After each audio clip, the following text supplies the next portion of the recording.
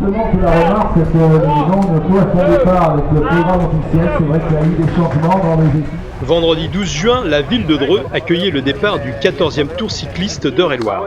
Les meilleures équipes, venues de la France entière, s'étaient donné rendez-vous pour ce contre-la-montre sur route, en milieu urbain, pour la plus grande joie des passionnés. Voilà, mesdames, messieurs, nous sommes très heureux de vous retrouver pour cette présentation du Tour d'Eure-et-Loir. C'est aujourd'hui un grand moment puisque c'est le départ de l'une des manches de Coupe de France de Division Nationale 1 et nous sommes très heureux d'accueillir celui qui pendant 40 ans a animé le Tour de France, votre ami Daniel Manjas qui nous a rejoint cette tournée.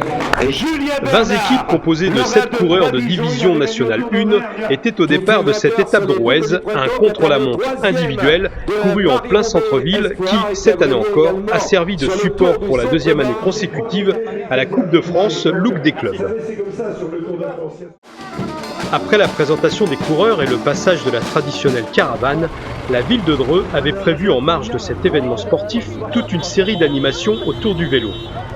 Une centaine d'enfants des écoles ont ainsi inauguré le circuit sous les encouragements des élus du conseil municipal. Au programme, également un bike park mobile au square de la République, un airbag géant en grande rue pour s'initier au saut en VTT et BMX et au musée, une exposition sur le thème du vélo.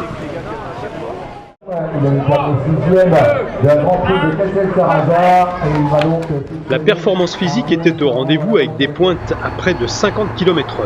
Accélération, virage serré et finish en côte sur le boulevard Louis Terrier, le circuit avait été étudié pour donner du spectacle jusqu'au bout.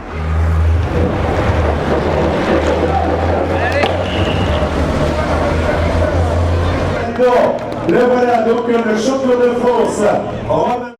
Cette première étape a été remportée par Sylvain Georges du VCCA Team Pro Nicolas Roux.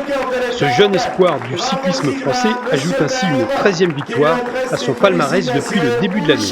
À Romain Cardis, le point donc de Vendée Pays de la Drôle, le champion de France de contre-la-montre.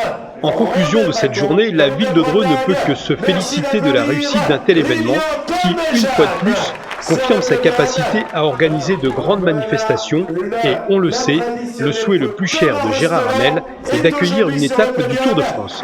Alors Dreux a accueilli le Tour de l'Avenir, accueille le Tour d'Eure-et-Loir, maintenant il n'y a plus qu'à accueillir le Tour de France. Ça va venir, on a bon espoir. De toute façon, merci, je veux simplement remercier vraiment l'organisation Claude Montagne de nous avoir fait confiance pour organiser ce départ du Tour d'Eure-et-Loir. C'était, nous a-t-on dit, véritable gageur, un véritable défi à relever que de faire cette première étape contre la montre dans le centre-ville.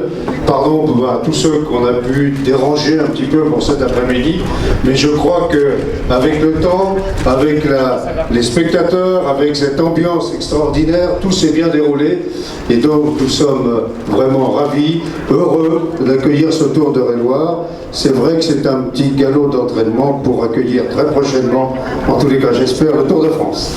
Voilà, bien, rien d'autre à ajouter. Merci monsieur Hamel.